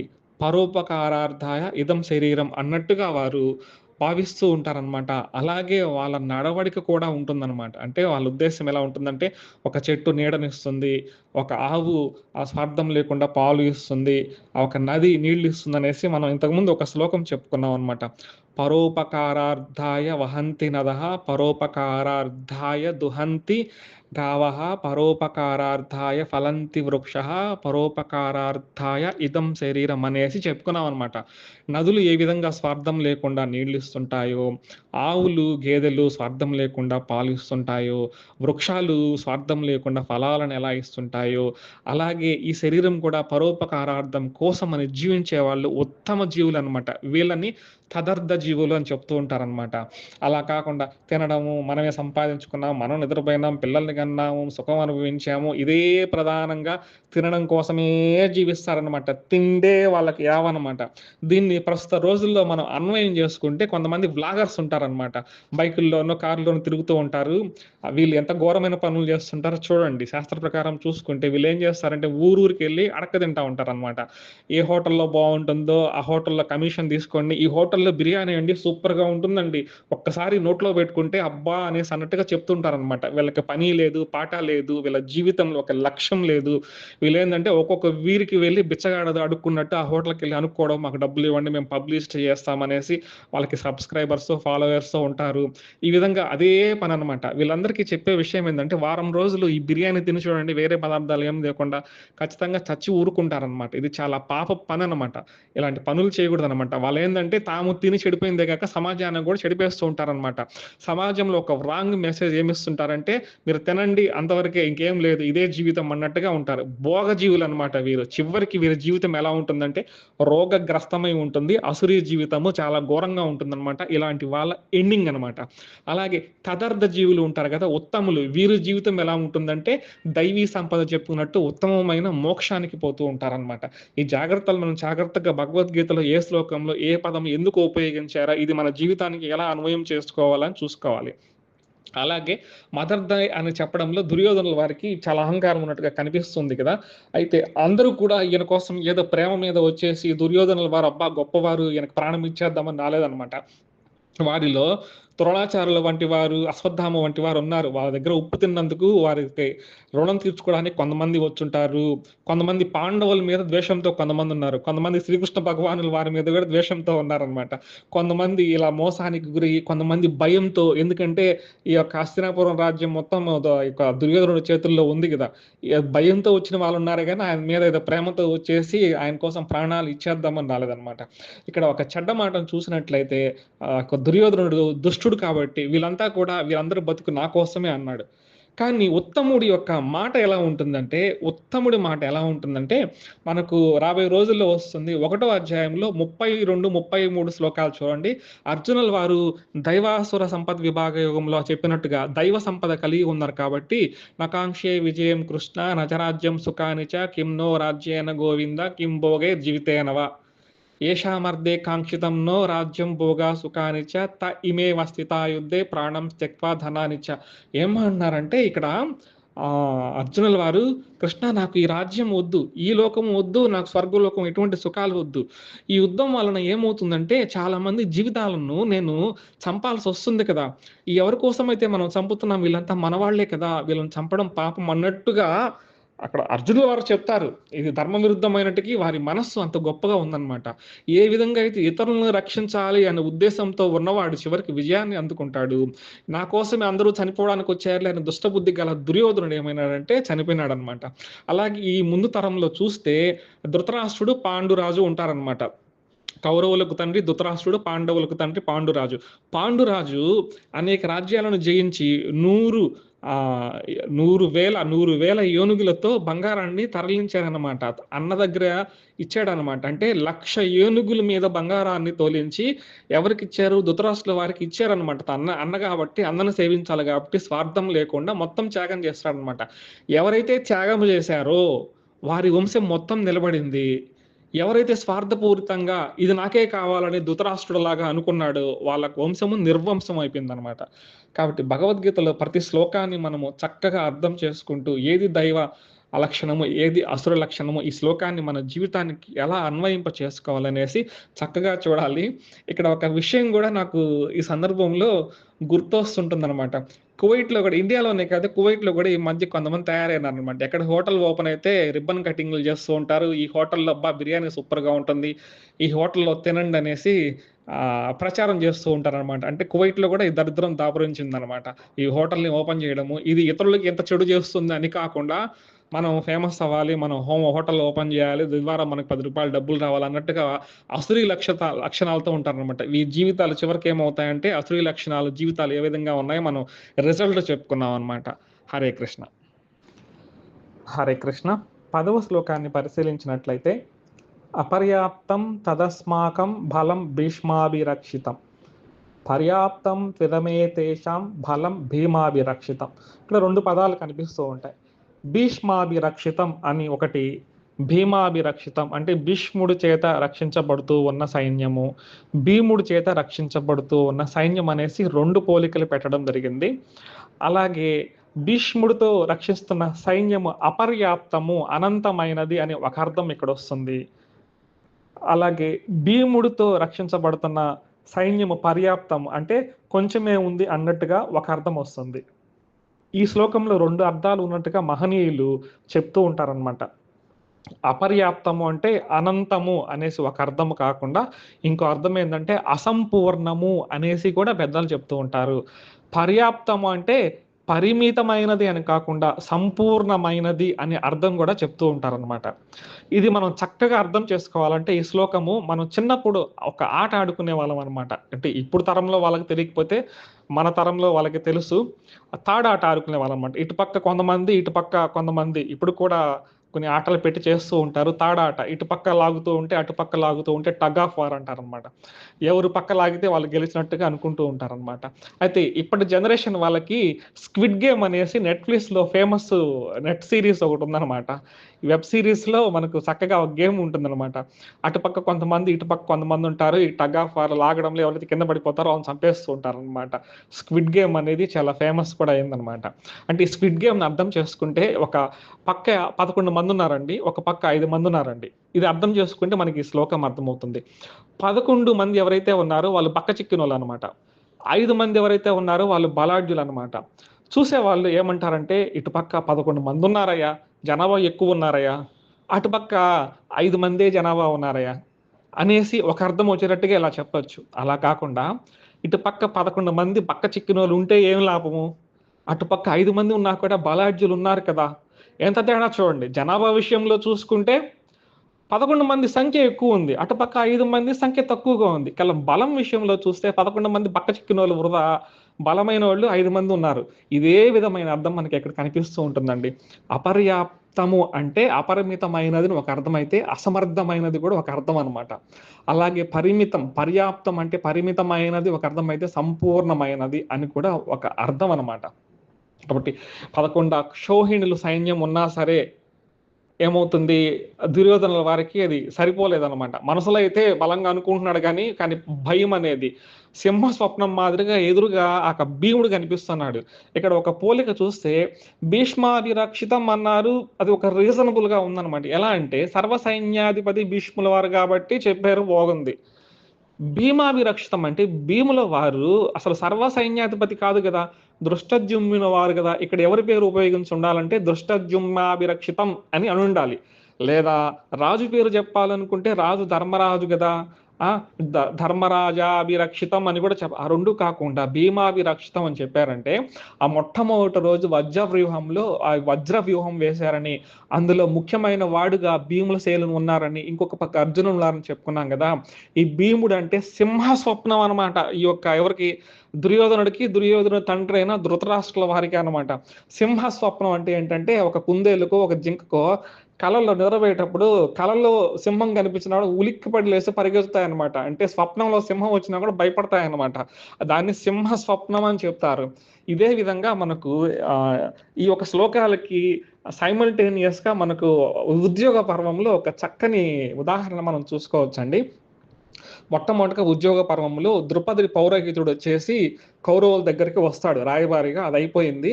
కౌరవుల పక్క నుంచి సంజయుల వారు పాండవుల దగ్గరికి ఉపప్లావ్యంలో ఉంటే పాండవుల దగ్గరికొస్తారు. వాళ్ళ దగ్గర సమాచారాన్ని తెలుసుకొని సంజయుల వారు తిరిగి కౌరవ సభకొచ్చినప్పుడు అక్కడ చెప్తా ఉంటారనమాట. ధర్మరాజు గారి అభిప్రాయాలు, వారు ఏమేం మాటలు ధర్మరాజు ఏం చెప్పాడు, భీముడు ఏం చెప్పాడు, అర్జునులు ఏం చెప్పారు, నకుల సహదేవులు ఏం చెప్పారు, కృష్ణ భగవానుల వారు ఏం చెప్పారు, ద్రౌపది అమ్మగారు ఏం చెప్పారు, ఇవన్నీ చెప్పిన తర్వాత అక్కడ ధృతరాష్ట్రుల వారు ఒక మాట అంటారనమాట. అప్పటికి గర్వం అనమాట. ఇప్పుడు చూడండి సంజయుల వారు, మా పక్క 11 అక్షౌహిణుల సైన్యం ఉందండి. చాలా మందున్నారు. అసలు వనవాసం జేసొచ్చారు, అజ్ఞాతవాసం జేసొచ్చారు. వాళ్ళ పక్క అసలు ఒక వీరుడైనా సపోర్టింగ్‌కి వస్తారన్నట్టుగా ఆ గర్వంతో మాట్లాడతాడనమాట. అప్పుడు ఆయన చెప్తాడనమాట. ఏం చెప్తాడంటే, "ఏంటయ్యా అలా అంటావు? ఎవరినేసుకొస్తానని చెప్తుంటున్నావా నువ్వు?" అనేసి చెప్తాడు.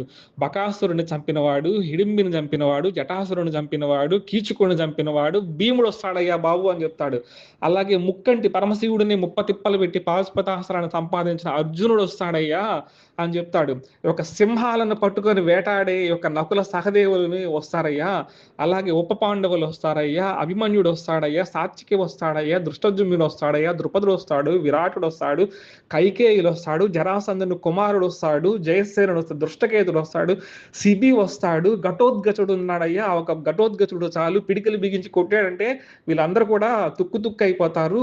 ఈ ఈ విధంగా చెప్తాడనమాట. చెప్పినప్పుడు భయపడతాడు. ఎవరు భయపడతాడు? ధృతరాష్ట్ర భయపడతాడు. "నువ్వు చెప్పింది నిజమేనయ్యా" అని తగ్గుతాడక్కడ. తగ్గి మళ్ళా చెప్తాడు. ఇప్పుడు భీముడుని చిన్నప్పటి నుంచి చంపాలని ప్రయత్నం చేస్తే చావడయ్యా భీముడు. అతనికి బ్రహ్మాస్త్రం ప్రయోగించినా కూడా తుత్తునియలు చేస్తాడు. బ్రహ్మాస్త్రం కూడా భీముడిని ఏం చేయలేదు. అలాగే కర్ణుడు ప్రగల్భాలు పలుకుతాడే గాని ఆ గంధర్వుడు చిత్రరథుడు వచ్చేసి దుర్యోధనుడిని పట్టుకుపోయినప్పుడు కూడా ఈ కర్ణుడు ఏం చేయలేకపోయాడు. అర్జునుడు విడిపించుకొచ్చాడు భీమార్జునులు ఇద్దరు. అలాగే ఉత్తర గోగ్రహణంలో కూడా ఏం చేయలేకపోయారు. భీమార్జునులు ఒక్కరిద్దరుంటే చాలయ్యా నా కుమారుల్ని మొత్తం చంపేస్తారు. అసలే ఆ భీముడు నా 100 మంది కొడుకులను చంపుతాడనేసి నాకు అదే రాత్రి నిద్రపోయినా కూడా నా కళ్ళకి వస్తుందంటారు. ఇదే సింహ స్వప్నం అంటారు. అంటే ధృతరాష్ట్రుల వారు నిద్రపోయినప్పటికీ కూడా ఆయన కళ్ళ భీమార్జునులు వస్తుంటారనమాట. తర్వాత ఆయన సరే సంధి చేసుకుందాము అన్నట్టుగా ఒక మాట మాట్లాడతారనమాట. సరే పెద్దలు ఇంతమంది చెప్తున్నారు సంధి చేసుకుందాం అని మెత్తబడినప్పుడు అప్పుడు వెంటనే ఆయన లేస్తాడనమాట. ఎవరు అరే చేయి జారిపోతుంది అనేసి దుర్యోధనులు లేస్తారనమాట. అప్పుడు ఒక మాట అంటాడు, ఏంది తండ్రి గారు ఇలా చెప్తున్నారు అనే సంజయుల వార్త అంటారు. పరశురాముని గెలిచిన పరాక్రమవంతుడు భీష్ముడు ఉన్నాడు. ఈయన పేరు వింటేనే గడగడ ఇంద్రాది దేవతలు గడగడలాడిపోతారు. ఈయన కళ్ళెర చేస్తే పాండవులు గేండవులు ఏమీ లేదు. అలాగే ద్రోణాచార్యుడు ఉన్నాడు, కృపుడు ఉన్నాడు. వీళ్ళు కన్నెర చేస్తే అసలు శివుడు కూడా భయపడతాడు. అలాగే అశ్వత్థామ ఉన్నాడు, కర్ణుడు ఉన్నాడు, వీళ్ళంతా ఉన్నారు. బాహలీకుడు ఉన్నాడు, సోమదత్తుడు ఉన్నాడు, భూరిశ్రవుడు ఉన్నాడు, శల్యుడు ఉన్నాడు, జయద్రథుడు ఉన్నాడు, శకుని ఉన్నారు. చూడండి వీళ్ళంతా కూడా నా కోసం ప్రాణం పెడతారయ్యా అనేసి ఈ మాట భగవద్గీత శ్లోకంలోనే కాదు, ఉద్యోగ పరమంలో ఎప్పుడో అని ఉన్నాడు అనమాట ఈ యొక్క దుర్యోధనుడు. వీళ్ళంతా అగ్నిలో దూకమంటే దూకుతారు, సముద్రంలో దూకమంటే దూకుతారు. చూడండి నా పక్క 11 అక్షోహిణ సైన్యం ఉంది, పాండవుల పక్క 7 అక్షోహిణ సైన్యం ఉంది, నా పక్క ఇంకా 4 అక్షోహిణులు ఎక్కువే ఉంది. కాబట్టి పాండవులు నథింగ్, అసలు వాళ్ళు ఏం చేసుకోలేరు అన్నట్టుగా మళ్ళా కొంచెం ఈ విధంగా నూరిపోస్తాడు అనమాట. మళ్ళీ ఈ విధంగా ఏమైందంటే యుద్ధం ప్రారంభమవుతుంది అనమాట. అంతకు ముందు ఏదో ధృతరాష్ట్రుల వారు మెత్తపడతాడు. కానీ ఇదే విషయాన్ని మనకి ఇక్కడ ఏమవుతుందంటే ఈ శ్లోకంలో చెప్పబడింది అనమాట.